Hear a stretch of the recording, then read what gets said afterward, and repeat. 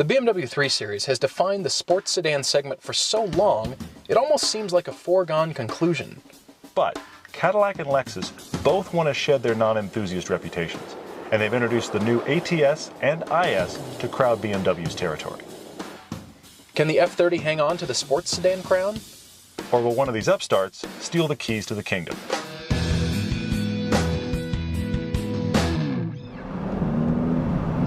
This is a 2013 BMW 335. This is actually kind of a hard car to find.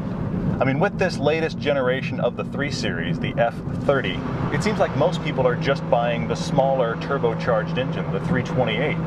But this is the 335 with the 3-liter twin-scroll inline 6. So it's the only turbo engine of these 3 cars. What I'm so intrigued by are these 3 cars that represent 3 different continents, 3 entirely different approaches to driving. As a matter of fact, what's so interesting about all 3 cars in this comparison is that they're so similar in size to each other. They're also very similar in weight. All 3 of these are pretty expensive, and the BMW has the highest cost. But that's actually not a strike against it at all, because it feels like the most expensive car here. It's clear that designers had a big responsibility to adhere to the future BMW styling direction. Only a few details as well as physical size differentiate this car from its larger siblings. But it definitely looks bigger than the E90, and the front end just looks pinched. Like they had a good front end design and then decided to make it squint. The tear duct additives to the headlights just increase this impression, and the whole nose just looks like it's been put in a vise.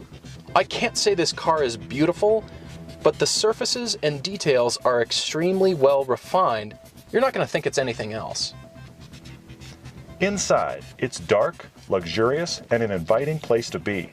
BMW interiors have always been pretty staid, but this asymmetrical center console is a wonderfully distinctive piece.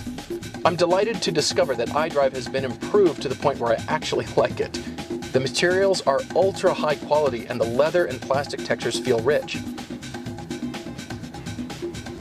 The seats are wonderful, which is no surprise. One good thing about this increased size is this has the most room in the back seat. We're tall and our knees and heads still fit in the back of the BMW.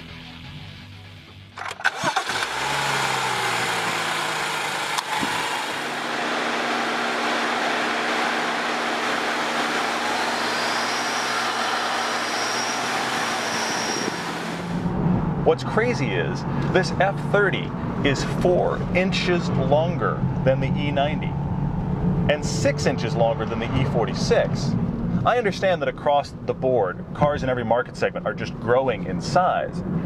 But once this car is 6 inches longer than the E46, this 3 Series is now large enough that this should be the 5. One area for me where this BMW wins hands down is the power. Unbelievable. This engine is the giant concert Marshall stack of power. What's absurd is that this BMW has the lowest horsepower rating of these 3 cars. But of course the reputation right now is that BMW is underrating itself, and I do have to say this is the most powerful 300 horsepower I have ever felt. When you're hard on the throttle in this car, this thing sounds like a pack of feral monkeys under the hood. You can hear the turbos whistling and shrieking. And the power is matched to a transmission that is just brilliant. Of these 3 cars, the engine and the transmission take first place for me. You put your right foot in this car in any gear at any time, it takes off like it's out of a different class of automobile than the other 2.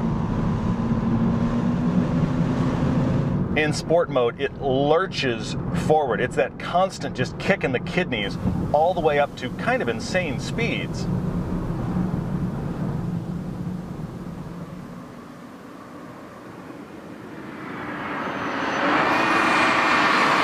The other thing this car has going for it are the brakes. Good initial feel, but they just get stronger and stronger. That sounds obvious, right? Here's the thing, the other cars are not like that. These brakes will pull your teeth out of your head. Probably the most surprising realization of the 335 is the steering feel. because it's not as good as I would expect. First of all, the steering ratio on this BMW feels good. It definitely feels like what BMW is known for.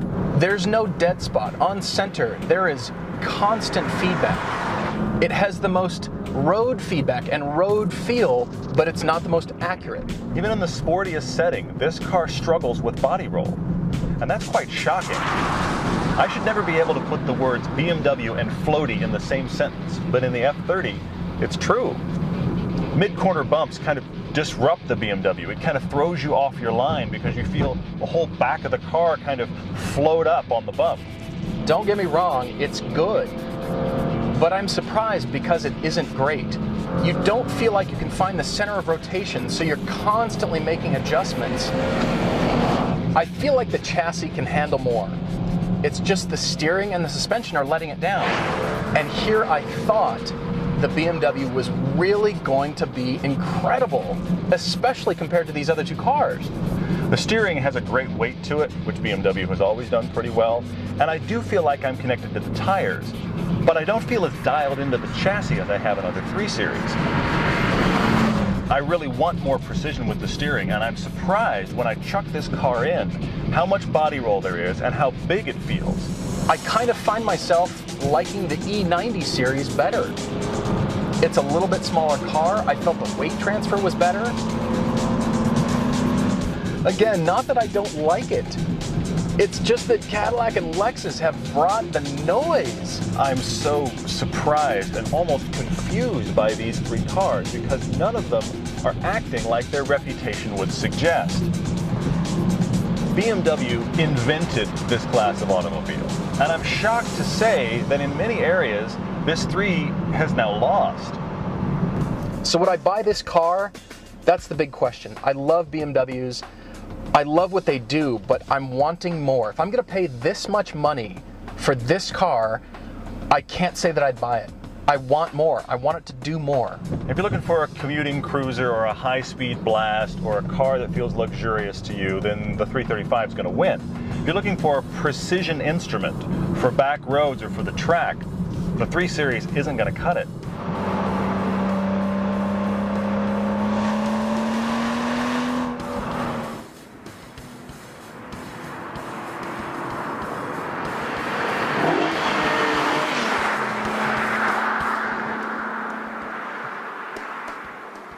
Three different interpretations. And they're almost identical in footprint. It's yeah, they shocking are. how similar and they are. stats, too. Yeah, absolutely. But they're completely different.